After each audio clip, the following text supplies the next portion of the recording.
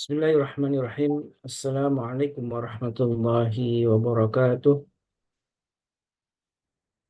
Alhamdulillahilladzi anzala al-Qur'an fi syahri Ramadan hudan lin-nasi wa bayyinal huda wal furqan. Asyhadu an la ilaha illallah wa asyhadu anna Muhammadan abduhu wa rasuluhu la nabiyya ba'dah. Allahumma shalli wa sallim wa karim wa barik ala nabiyyina wa syafi'ina wa maulana Muhammad wa ala alihi wa sahbihi wa man ittaba'ahum bi ihsanin ila yaumiddin amma ba'd.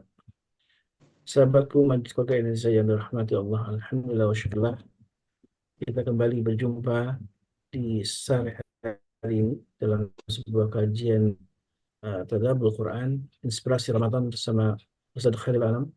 Dan sebagaimana biasa di sore hari ini, hari pertama ya di Ramadan, di Ahad, kajian bersama Ustaz Khairil Anam tetap masih dalam kajian Al-Quran.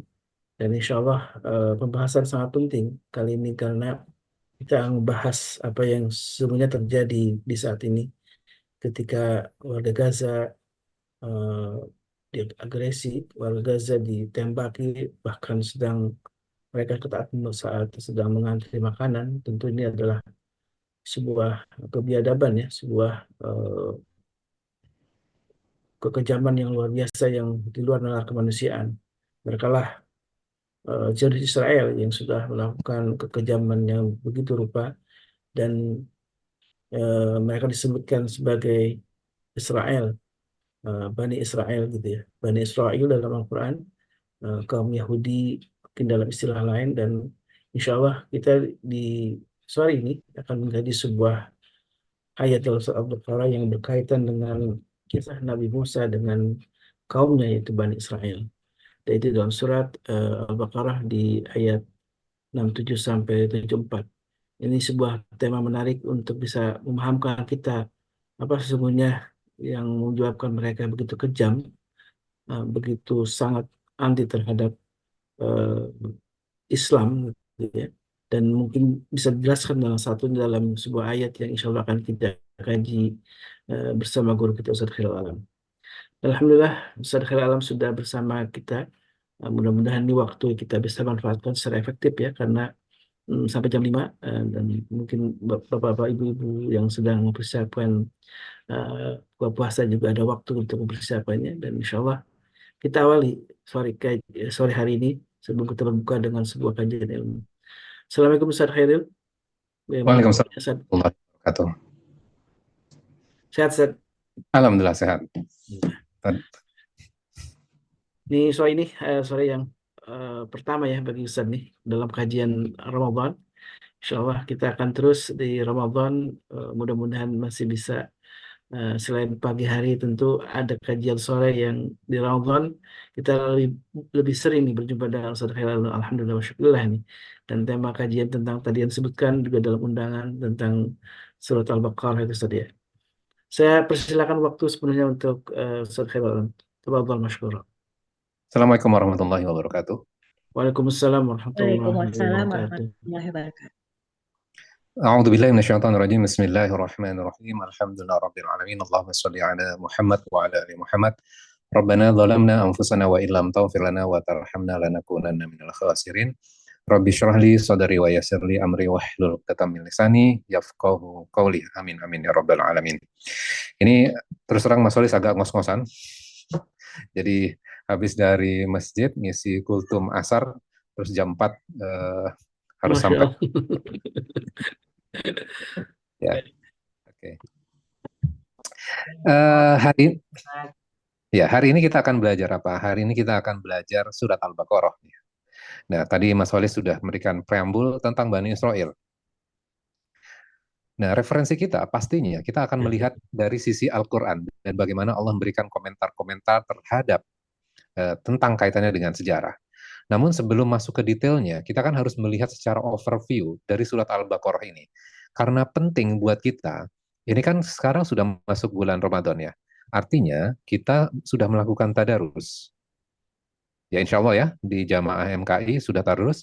Saya lihat ada listnya tuh. Sudah sampai berapa 10 juz ya hampir. Ya.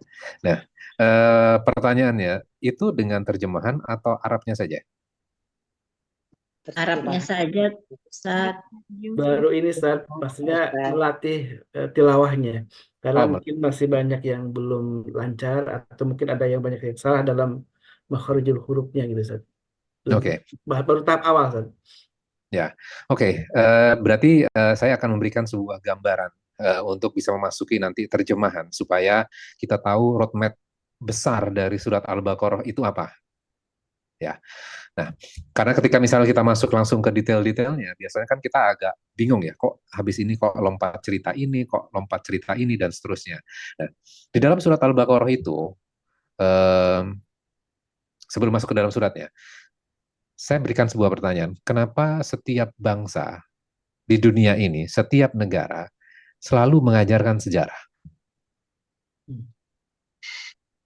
Sebagai jati diri ya, identitas eh, Betul. bangsa itu ya. Untuk tahu tentang jati diri bangsa itu. Kenapa juga kita diajari tentang pahlawan-pahlawan di negara-negara itu, termasuk di Indonesia, kita diajari sejarah tentang Pangeran Diponegoro. Kita diajari dengan sejarah tokoh-tokoh yang lainnya. Kenapa? Untuk mengambil pelajaran, Ustaz. Pelajaran kita. Oke, untuk mengambil pelajaran. Jadi penting buat kita di sebuah bangsa tahu tentang sejarah bangsanya dan juga tahu tentang sejarah pahlawan-pahlawannya.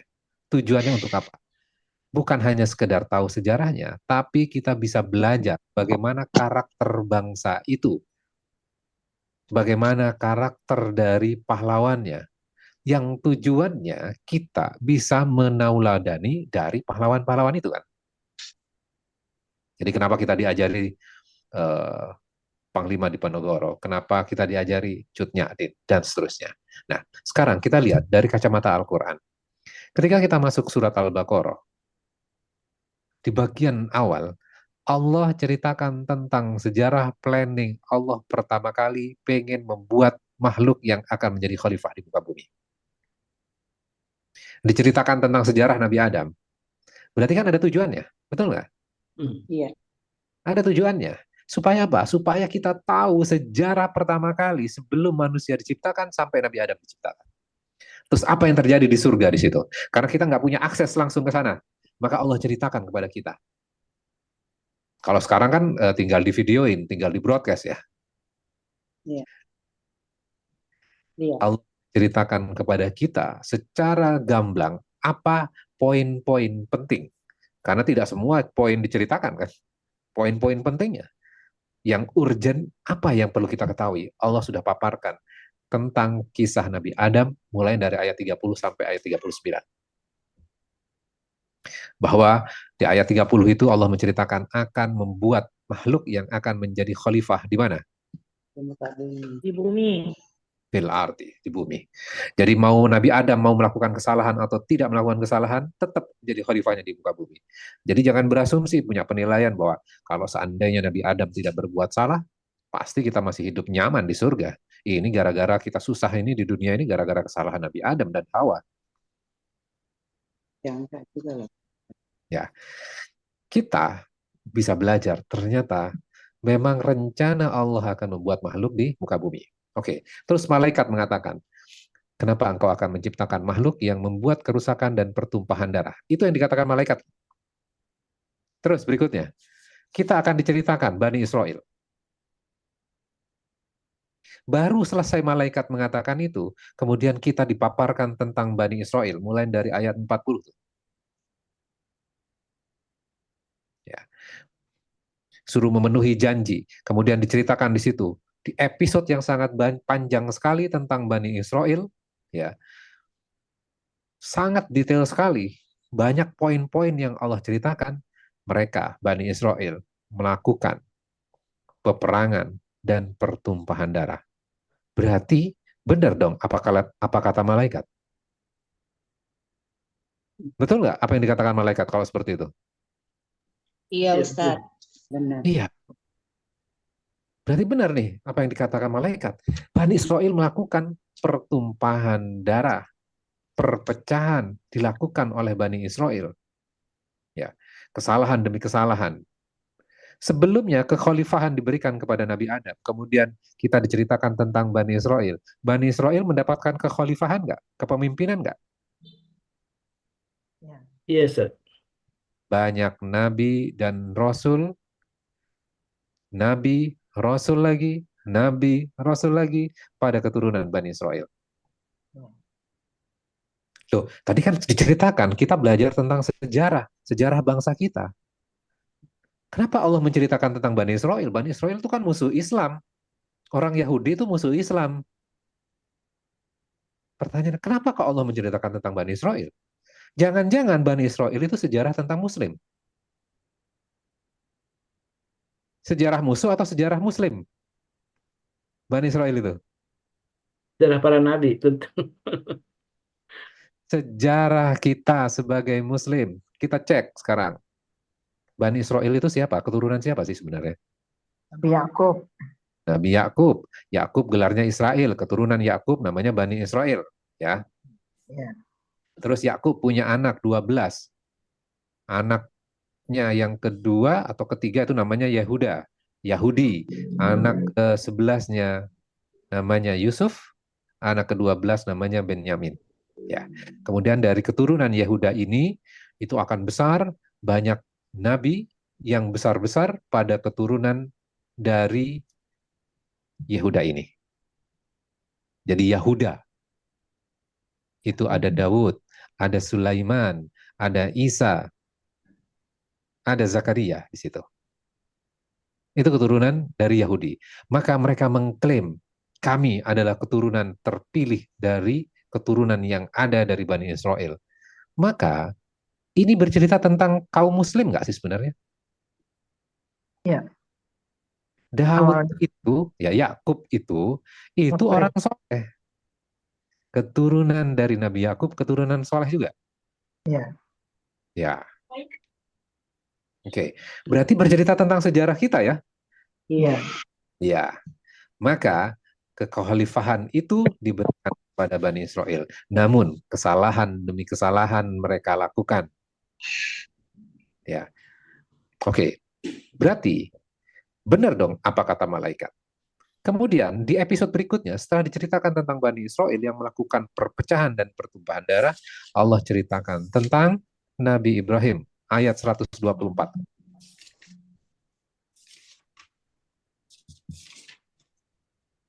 Ya, 124. Nabi Ibrahim dites dengan berbagai macam ujian. Setiap ujian ditunaikan dengan sempurna. Nilainya lulus, mumtaz, nilainya 100, sempurna, sempurna. Maka setelah menyelesaikan tugas-tugas yang diberikan oleh Allah, Nabi Ibrahim diangkat untuk menjadi imam untuk seluruh umat manusia. Menjadi imam apa? Umat Untuk seluruh manusia. Makanya Nabi Ibrahim dikenal dengan apa? Bapak para nabi. Kenapa diangkat menjadi bapak para nabi? Karena sudah menunaikan tugas-tugasnya dengan sempurna. Setiap ujian, setiap kalimat disempurnakan oleh Nabi Ibrahim. Ya, oke. Pertanyaannya gini, apa hubungannya dengan Bani Israel? Kok diceritakan tentang Nabi Ibrahim ya? Karena Bani Israel adalah bagian keturunan dari Nabi Adam, Nabi Ibrahim. Nabi. Oke. Kemudian dalam kisah Nabi Ibrahim itu diceritakan bagaimana Nabi Ibrahim bersama Ismail membangun Ka'bah, pondasi-pondasi Ka'bah ya. Bersama siapa? Nabi Ismail. Bersama Ismail. Bersama Ismail atau Ishak? Ismail. Ismail. Jelas, silakan dibaca ayat 127 itu. Membangun pondasi Ka'bah bersama Ismail. Oke. Kemudian masuk ke juz kedua, ayat 142. Diceritakan tentang pemindahan Ka'bah dari Masjidil Aqsa digeser ke Masjidil Haram, digeser ke Ka'bah. Apa hubungannya dengan cerita-cerita sebelumnya itu tentang Bani Israel, tentang Nabi Ibrahim bersama Ismail, kemudian pemindahan Ka'bah, pemindahan kiblat. Berarti ini pada zaman Rasul, pada zaman Nabi Muhammad, betul? Ya. Apa hubungannya? Pasti ada hubungannya.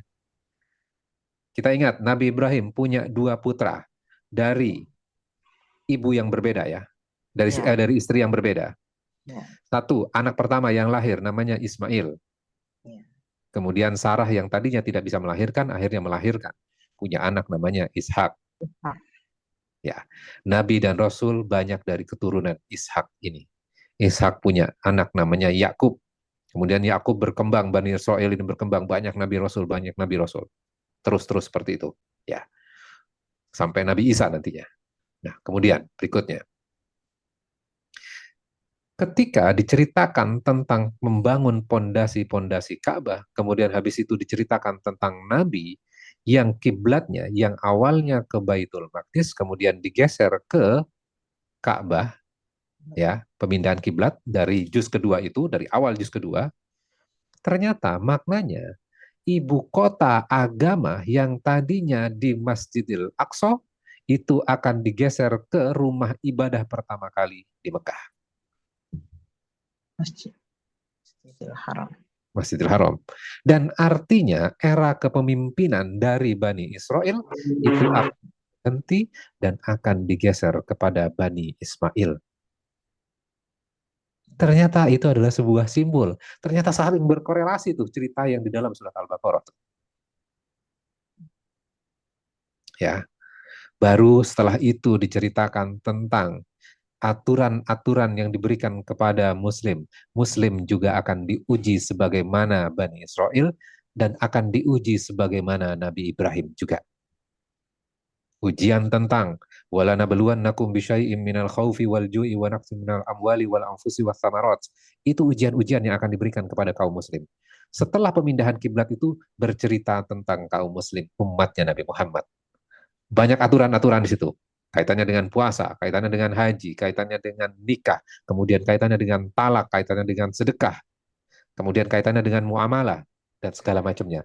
Aturan-aturan yang diberikan sebagaimana ketika Nabi Adam di surga hanya diberikan satu aturan saja, boleh makan apa saja, kecuali satu jenis pohon saja yang tidak diizinkan. Kemudian kita akan diberikan aturan-aturan juga. Kira-kira itu isi secara garis besar surat Al-Baqarah. Jadi Bapak Ibu sekalian, silahkan dibaca surat Al-Baqarahnya. Baca terjemahannya. Kalau tidak bisa menghatamkan keseluruhan Al-Quran, minimal targetin surat Al-Baqarah terjemahannya selesai. Insyaallah. Oke, nah hari ini, karena waktunya terbatas, kita akan belajar sesuatu yang fundamental dulu sebelum ke Bani Israel. Mungkin nggak selesai Bani Israelnya, tapi ini penting. Oke, kita lihat dialog di ayat 30 sampai 31. Allah memaparkan, wa idz qala rabbuka lil malaikati inni ja'ilun fil ardi khalifah. Dan ketika Tuhanmu berfirman kepada malaikat, aku hendak menjadikan khalifah di bumi. Disampaikan kepada siapa ini? Malaikat Malaikat. Respon malaikat apa? tidak setuju. Qalu ataj'alu fiha may yufsidu fiha wa yasfikud dima. Apakah engkau hendak menjadikan orang yang merusak dan menumpahkan darah di bumi itu? Kenapa sih harus menciptakan makhluk seperti itu? Ini kan kira-kira malaikat mengatakan seperti itu. Ngapain? Kemudian malaikat menyambung, wa nahnu nusabbihu bihamdika wa nuqaddisu lak. Sedangkan kami sudah bertasbih dengan memujimu dan menyucikan namamu. Nah, kalau tujuannya untuk bertasbih, untuk beribadah, ngapain bikin makhluk yang buat kerusakan dan pertumpahan darah? Kami kan sudah melakukannya. Komplain malaikat ya. Ya. Istilah bahasa kita ini komplain, protes nih malaikat. Terus Allah mengatakan apa? Qala inni a'lamu ma la ta'lamun. Sesungguhnya aku mengetahui apa yang tidak kamu ketahui.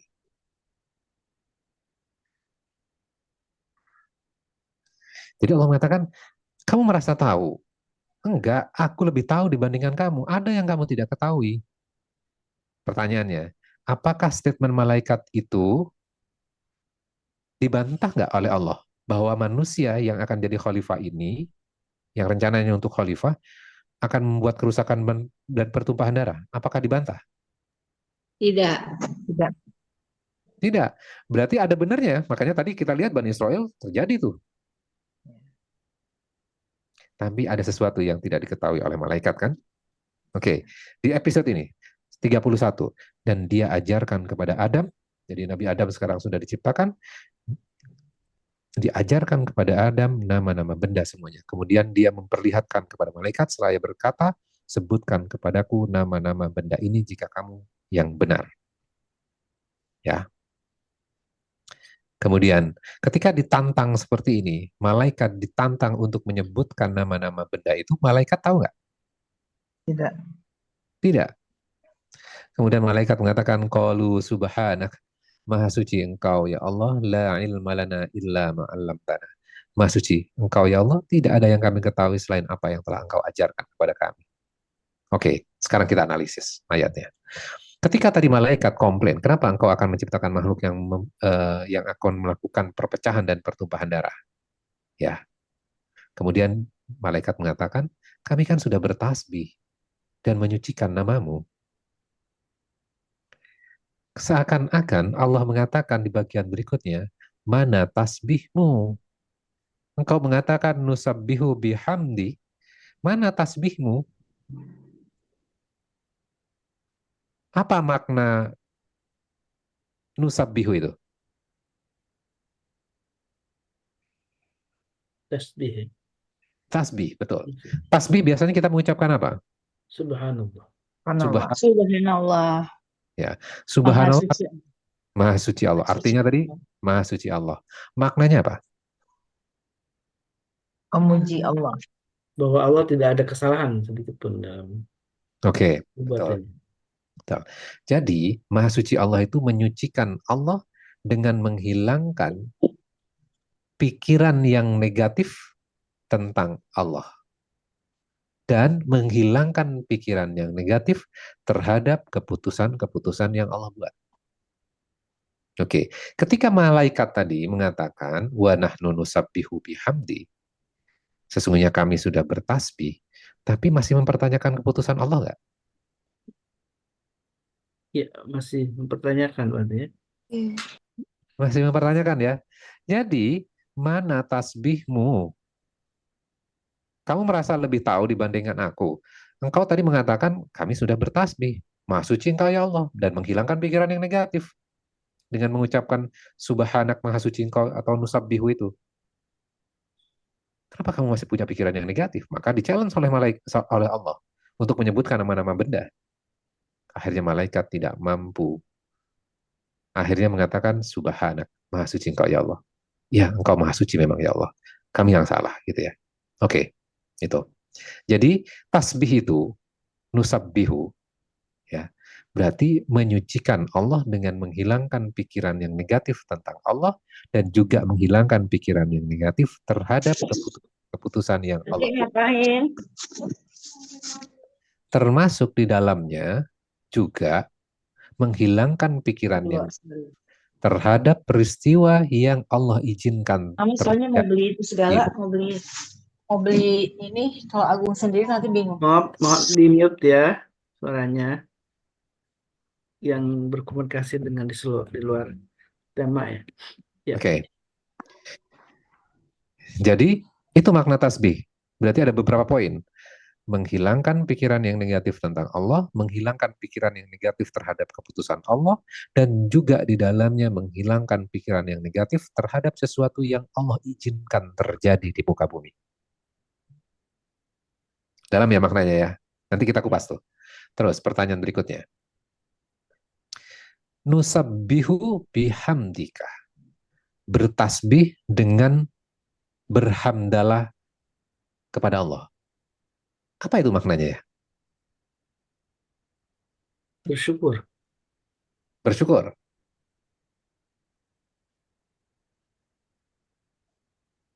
Bersyukur ya, dengan mengucapkan alhamdulillah. Tapi apa maknanya yusabbih dengan bihamdi? Ada bi-nya tuh, dengan hamdalah. Saya kasih pertanyaan supaya lebih memudahkan gini.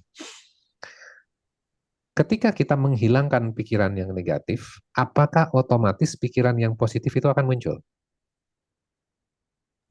Iya. Apakah otomatis? Bisa ya, Belum. bisa nggak? Belum tentu. Oke, belum tentu. Contohnya sederhananya gini. Saya tidak ada, orang itu tidak ada masalah dengan saya. Dia tidak punya catatan negatif di mata saya. Tapi saya nggak suka saja dengan dia. Bisa terjadi nggak? Bisa. Bisa. Bisa. Atau ibu-ibu waktu dulu masih muda, dideketin sama cowok. Saya sih nggak ada masalah dengan dia, tapi saya nggak suka aja. Berarti kan nggak ada catatan negatif kan? Iya. Tapi tidak mampu menghadirkan pikiran yang positif tentang orang itu. Bisa terjadi kan? Bisa. Bisa terjadi.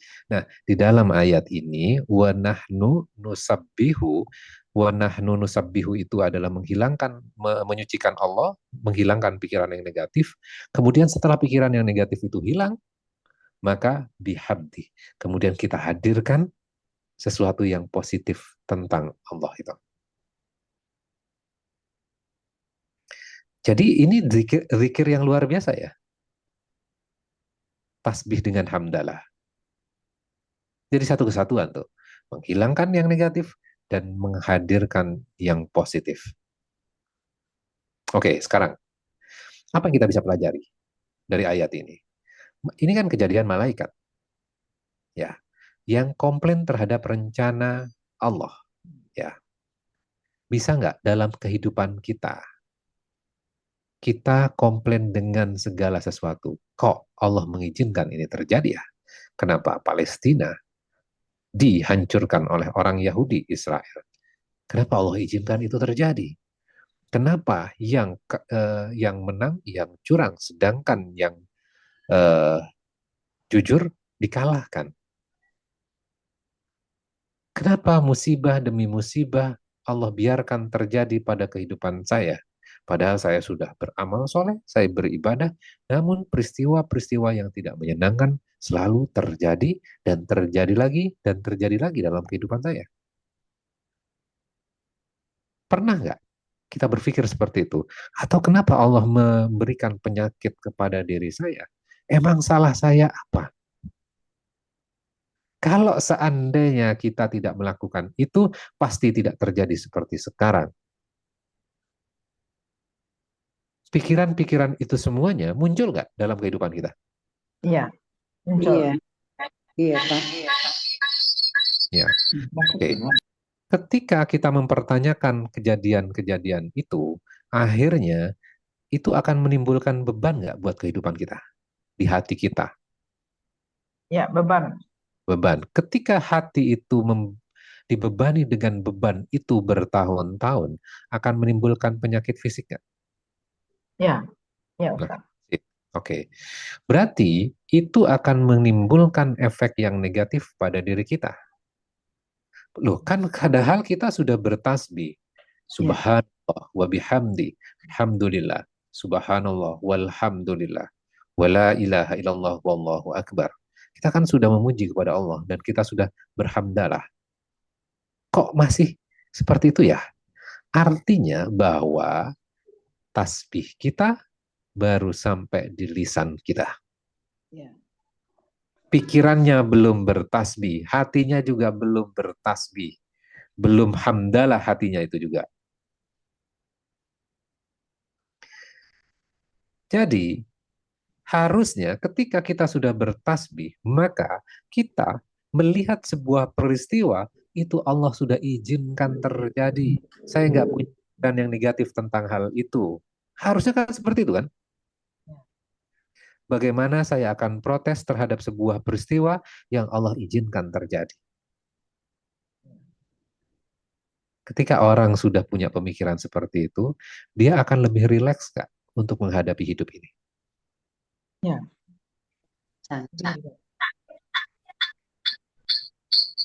Kita akan jauh lebih rileks menghadapi kehidupan ini. Maka penting berarti ya, zikir ini. Subhanallah wa bihamdi. Wa bihamdi itu dengan hamdalah, artinya kita merasakan di dalam hati kita itu sesuatu yang positif yang Allah sudah takdirkan dan kita mampu merasakannya. Jadi, ketika peristiwa terjadi, walaupun itu tidak sesuai dengan harapan kita, maka kita tetap melihatnya, Allah mengizinkan ini. Pasti ini baik. Itu loh yang harus ada di pikiran kita, harus ada di mindset kita. Kalau tidak, maka kehidupan kita akan jauh lebih sulit. Di bulan Ramadan ini, ketika kita mengkaji ini, kemudian kita renungkan tasbih ini, kisah malaikat ini, maka kita juga membuang pikiran-pikiran yang negatif tentang Allah, kita menghilangkan pikiran-pikiran yang negatif terhadap keputusan-keputusan yang Allah buat, termasuk di dalamnya Allah menciptakan kebaikan, Allah juga menciptakan orang bisa melakukan keburukan nggak? Ya. Allah izinkan itu. Dan kalau kita baca di dalam surat Al-Imran, surat An-Nisa, orang-orang kafir itu Allah biarkan itu. Supaya Allah memberikan hukuman yang lebih berat kepada mereka. Artinya, itu diizinkan terjadi kan? Ya. Diizinkan terjadi. Sehingga kita melihatnya dengan kacamata yang lebih luas. Termasuk peristiwa di Palestina, termasuk peristiwa di negara-negara lain di mana Muslim dianiaya. Kita harus melihat perspektif yang lebih luas. Ini Allah izinkan terjadi. Jadi orang-orang yang meninggal dunia itu, yang dianiaya itu, Allah akan hadiahkan dengan hadiah yang luar biasa. Sedangkan orang yang dibiarkan itu, maka Allah akan berikan hukuman yang lebih dahsyat lagi kepada mereka. Sehingga ketika kita melihat sebuah peristiwa dengan kacamata subhanallah wa bihamdi, maka kita akan punya pikiran yang positif tentang Allah kan? Ya. Ketika kita punya pikiran yang positif tentang Allah, kemudian kita melihat peristiwanya, maka kita akan melihat apa ya kira-kira yang Allah harapkan saya lakukan dengan adanya peristiwa ini. Oh, yang Allah harapkan ini ya. Kita baca Al-Quran, oh Allah harapkan saya melakukan ini. Oh, saya membantu, saya memperjuangkan. Ini sebagai khalifah. Ya. Jadi di kesempatan bulan Ramadan ini, kita tadaburi Al-Quran ini. Kita pelajari, oh ini ya, Allah sudah kisahkan ini kepada kita. Dan malaikat ya dipermasalahkan oleh Allah nggak setelah mengatakan subhanak? Tidak.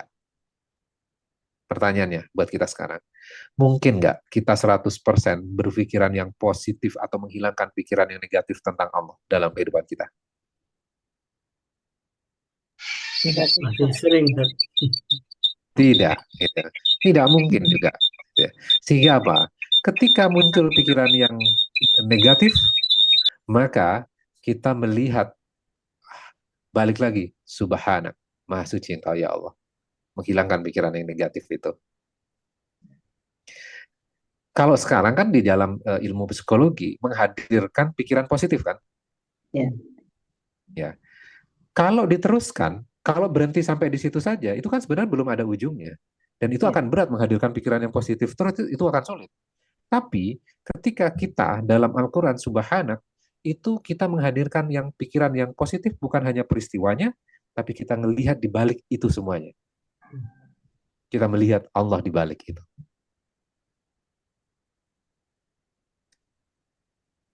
Jadi kita punya pikiran yang positif terhadap Allah.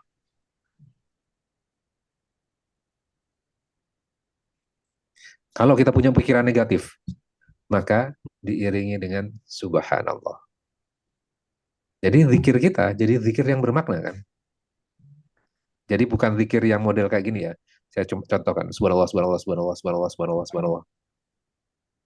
Bisa jadi itu kita berhenti sampai di lisan kita. Kita harus lebih dibandingkan itu. Zikirnya dengan hati, dengan pemahaman, dengan makna. Subhanallah, subhanallah, subhanallah. Itu. Terus habis itu Alhamdulillah, alhamdulillah. Artinya alhamdulillah itu kita menghadirkan rasa Syukur. yang positif di dalam hati kita. Kita merasakan apa yang Allah sudah berikan dan menghadirkan pikiran yang positif itu di dalam hati kita. Pasti ini baik. Saya tidak paham saat ini, tapi saya yakin ini tidak ada hal yang negatifnya. Pasti saya akan merasakan sesuatu yang positif.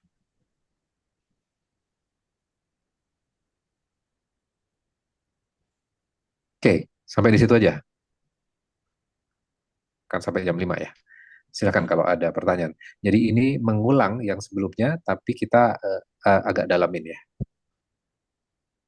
Baik, Alhamdulillah. Jadi ini insya Allah kita akan mengkaji secara utuh tentang surat Al-Baqarah tadi ya, selama Ramadan ini tadi ya. Biar kita punya gambaran utuh. Saya yakin barangkali sudah pada selesai nih Al-Baqarah nih tadarusnya. Tadarus Ya. dalam artian bacaan gitu ya, tilawahnya. Tapi ini tadarus level kedua yaitu kita mentadaburinya. Jadi jangan putus setelah kita menyelesaikan tadarus dalam artian bacaannya, kemudian dikoreksi sama Tuan Guru Sepan Pajar bacaannya. Nah sekarang kita koreksi pemahaman kita terhadap Al-Baqarah ini. Jangan-jangan kita tidak tahu nih apa yang sebenarnya dibicarakan oleh Allah, dikisahkan oleh Allah dalam surat Al-Baqarah. Dan alhamdulillah tadi sudah ada penjelasan tentang pembagian bagaimana Allah menceritakan tentang proses penciptaan manusia dari awal gitu ya. Nabi Adam, kemudian juga ada tentang Bani Israel dari ayat ke-30 sampai 74, dan insya Allah nanti akan lanjut terus secara eh, membuat peta pemahaman ya tentang bagaimana kita memahami surat Al-Baqarah. Silakan jamaah yang ingin bertanya ya tentang tadi hal-hal menarik nih. Saya menangkap ini saat tentang kan ada juga sebuah hadis Nabi yang banyak menjelaskan tentang tasbih subhanallah wa bihamdi subhanallahil azim ini punya banyak keutamaan gitu ya. Ya. Keagungan, dan ini disebutkan eh, beratnya itu bisa lebih berat dari apa namanya ya, untuk timbangan amal kita itu melebihi dari timbangan yang lainnya gitu, karena dengan hanya subhanallah wa bihamdi subhanallah azim.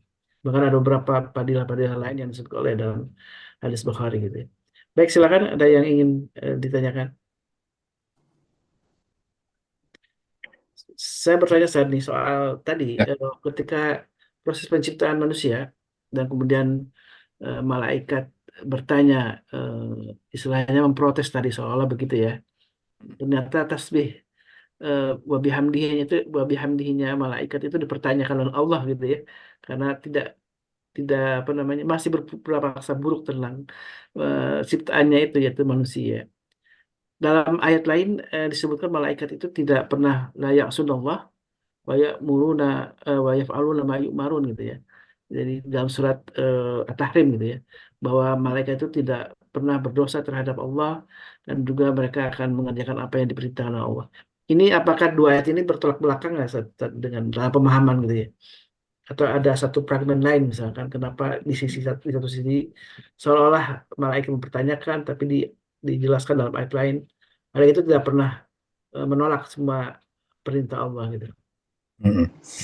Nah, kalau di dalam surat Al-Baqarah ini kita membaca apa namanya pembangkangan malaikat nggak sih sebenarnya? Tidak.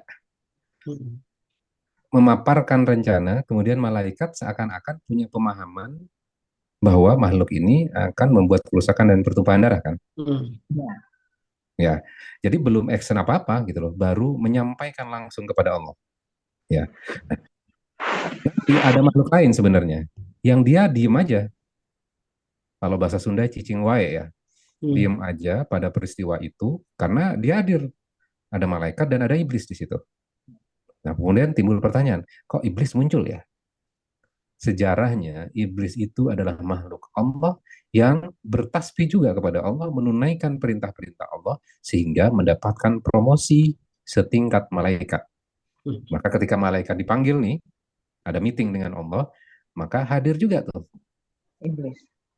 Ya, iblis juga hadir di dalamnya. Malaikat langsung ngomong, mengungkapkan pendapatnya. Iblis diem aja. Ya.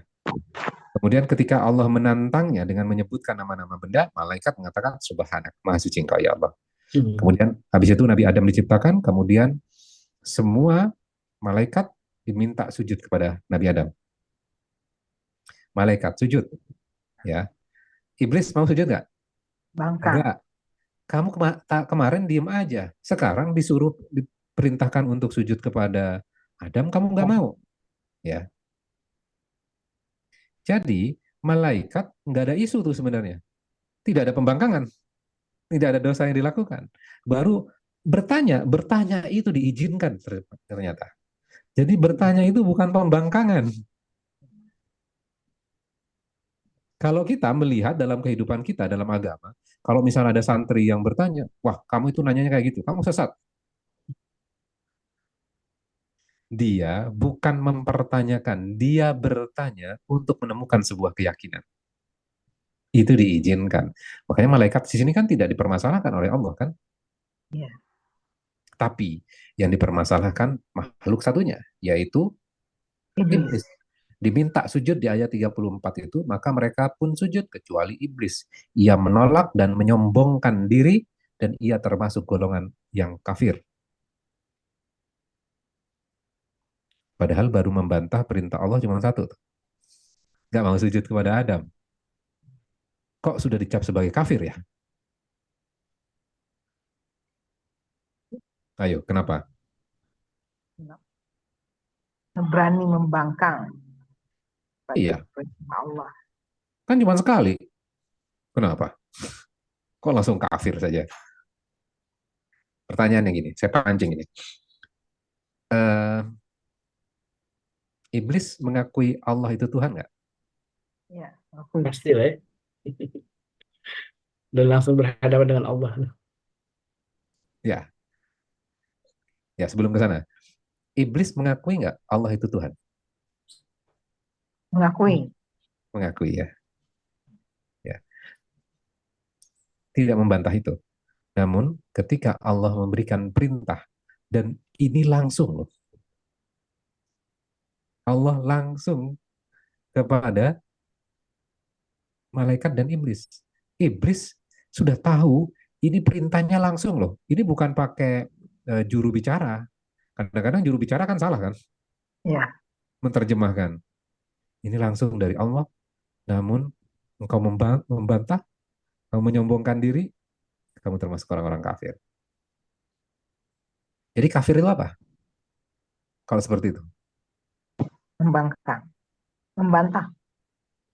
Kalau Oh, Allah iya. kalau Allah memberikan perintah, kemudian kita tidak menjalankannya, bisa masuk definisi ini nggak? Kafir, kafir. Iya. Kalau kita kan memaknai kafir adalah orang yang tidak mengakui Allah, orang yang di luar Islam. Dengan belajar Quran, ternyata kata kafir itu sesuai dengan konteks. Konteksnya berbeda-beda. Dan kata kafir itu diulang-ulang. Jadi kata kafir itu ada konteksnya. Di sini konteksnya tidak mengikuti perintah Allah kan? Ya, Maka kafir. Bisa terjadi nggak buat kita, Muslim? bisa. Bisa. Bisa. Maka ini jadi bahan introspeksi buat kita. Ini bukan tujuannya untuk menuduh orang lain. Wah, kamu nggak ikuti perintah Allah, kamu kafir. Bukan seperti itu ya penggunaannya. Ini introspeksi. Ketika kita tidak mengikuti perintah Allah, ketika dalam periode panjang, itu kita bisa masuk dalam kekafiran. Cikal bakalnya itu sudah terjadi. Pembangkangan. Kafir itu kan membangkang sebenarnya. Tahu kebenaran tapi menolak kebenaran. Sudah tahu perintah dari Allah, iblis ini, tapi membangkangnya. Udah tahu kok dia. Ini perintah Allah. Kenapa menentang? Ini kan di sini disebutkan menyombongkan diri. Nanti ada di surat Al-A'raf tuh detailnya. Ana khairum minhu, aku lebih baik dibandingkan dia. Jadi, kesombongan itu diawali dengan melakukan perbandingan. Sering nggak kita melakukan perbandingan? Ya, sering. Cikal bakal kesombongan itu adalah kita membandingkan dengan makhluk Allah yang lain. Iblis membandingkan dirinya dengan Nabi Adam. Saya lebih baik dibandingkan Adam. Maka itu dicap sebagai Kafir. kesombongan tuh. Membandingkan dan merasa lebih dibandingkan yang lain, maka itu cikal bakal untuk menentang perintah Allah tuh.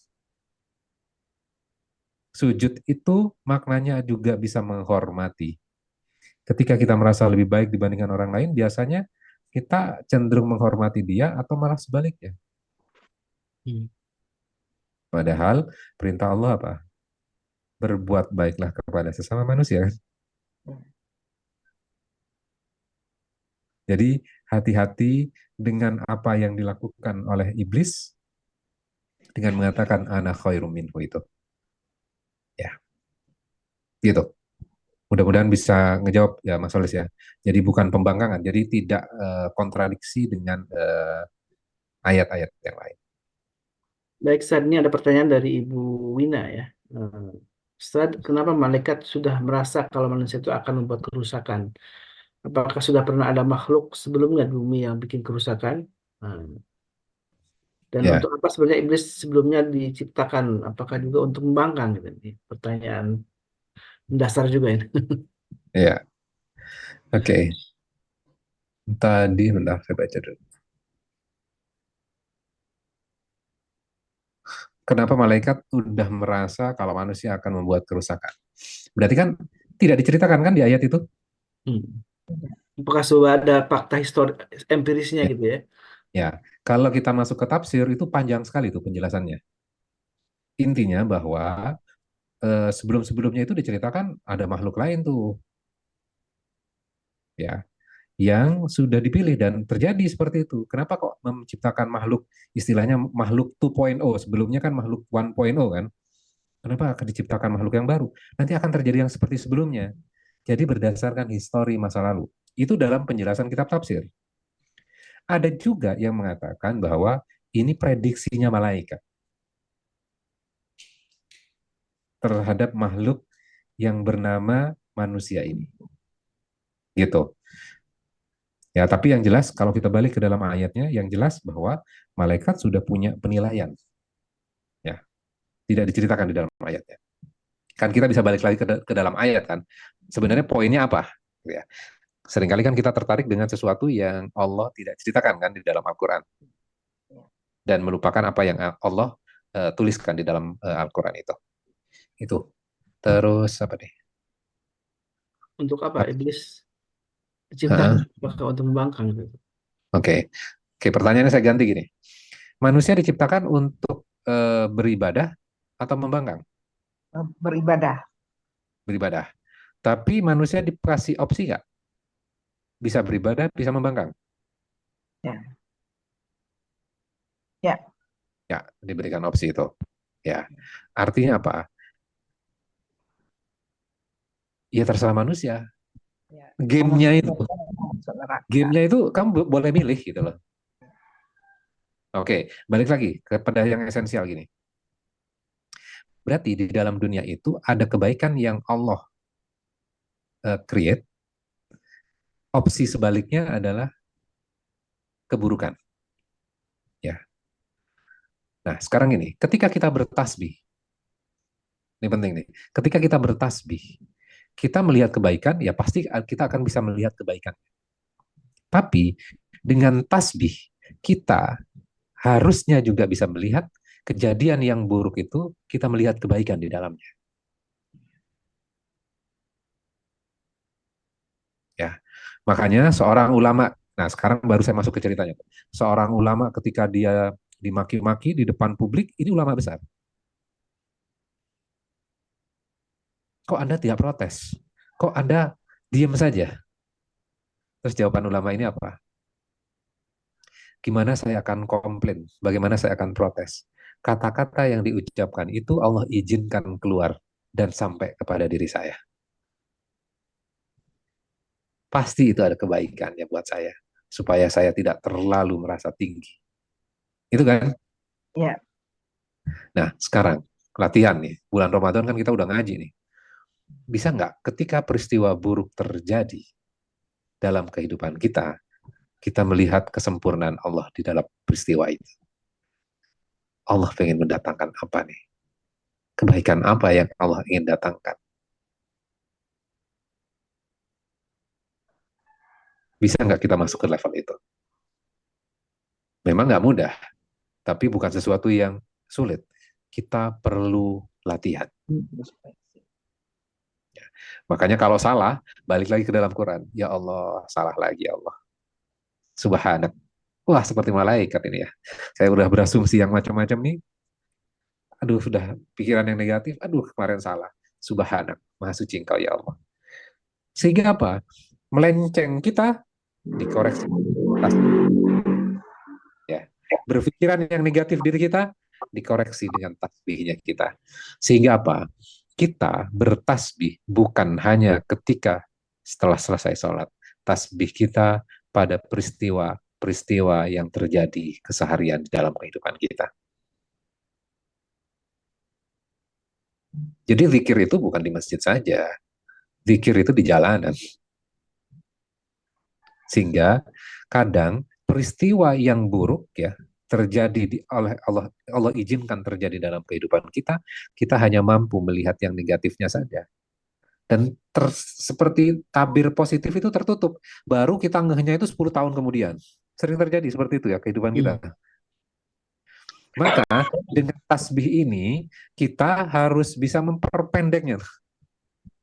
Pasti baik nih. Apa ya Allah? Sehingga apa? Tabir itu kebuka. Seperti yang kita sudah pelajari dari surat apa tuh ya? Al-Kahfi ya, kisah Nabi Musa dan Khidir. Kita kan punya pikiran yang negatif. Kenapa engkau membunuh? Kenapa kok ini? Kenapa kok itu? Kamu itu emang gak sabaran sih. Gitu. Kan sudah aku katakan, kamu gak mampu sabar. Terjadi pada kehidupan kita? Iya, terjadi.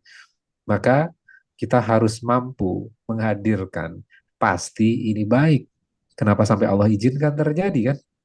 Ya. Gitu. Mudah-mudahan bisa jawab tuh.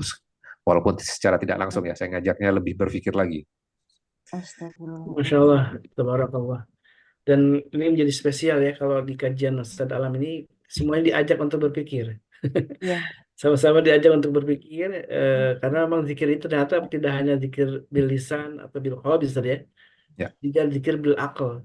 Dengan akal kita ini kita bisa memahami ayat-ayat suci Al-Qur'an ini dengan pemahaman yang utuh gitu ya. Tadi Iya. saya juga kan baru menangkap misalnya tentang tasbih bihamdihi, ternyata itu ada sebuah pemaknaan yang dalam ya ketika malaikat mengatakan nahnu nusabbihuka bihamdika nah ini apa nah kami mensucikan engkau dengan memujimu wa nuqaddisulak dan kami mensucikanmu. Ternyata ada sebuah pemahaman yang seringkali kita lupa bahwa ini sebagai sebuah apa namanya risum tentang bagaimana memahami tasbih ini ya Ustaz ya. Bahwa kita harus menghadirkan hal-hal yang positif terhadap Allah eh, apa namanya yaitu dan menerimanya gitu ya. Karena ini tasbih bihamdi tidak hanya mensucikan tapi juga menghadirkan tidak hanya membuang hal buruk tapi juga menghadirkan hal-hal positif atas semua ketetapan Allah Subhanahu wa taala. Baik sahabatku yang dimuliakan Allah, mudah-mudahan ini walaupun sebentar mudah-mudahan membuat kita makin paham dengan apa yang sudah difirmankan oleh Allah Subhanahu wa taala dalam Al-Qur'an, dan ini baru pembuka ya di beberapa surat awal dari Al-Baqarah yang menceritakan tentang proses penciptaan manusia, dan insya Allah akan berlanjut kembali insya Allah di pekan depan. Mungkin di Ahad pekan depan juga masih masuk ke tema ini saja, lanjut ya Ya masih di berkisar Ahad sudah pagi ya.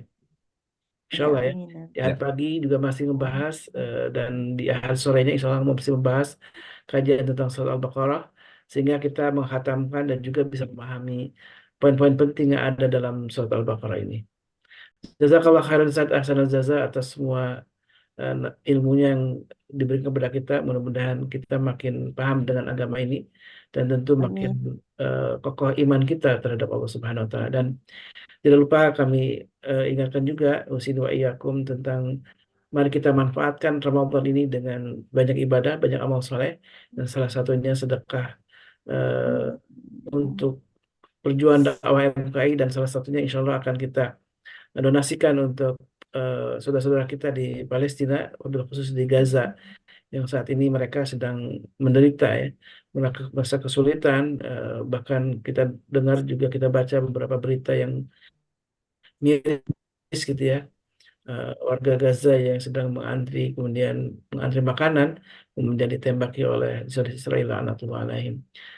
Tentu tidak hanya doa yang kita selalu panjatkan kepada Allah untuk keselamatan mereka, tapi juga mari kita berbagi ya untuk saudara-saudara kita di Palestina. Baik, mari kita tutup majlis ini dengan doa kafaratul majlis. Subhanakallahumma wa bihamdika asyhadu an la ilaha illa anta astaghfiruka wa atubu ilaik. Wassalamualaikum warahmatullahi wabarakatuh. Malam. Terima kasih Ustaz. Semua isinya. Allahumma arhamna bil Qur'an waj'alhu imaman wa nuran wa hudan wa rahmah. Allahumma zakirna minhu ma nasina wa'na minhu ma jahilna warzuqna tilahu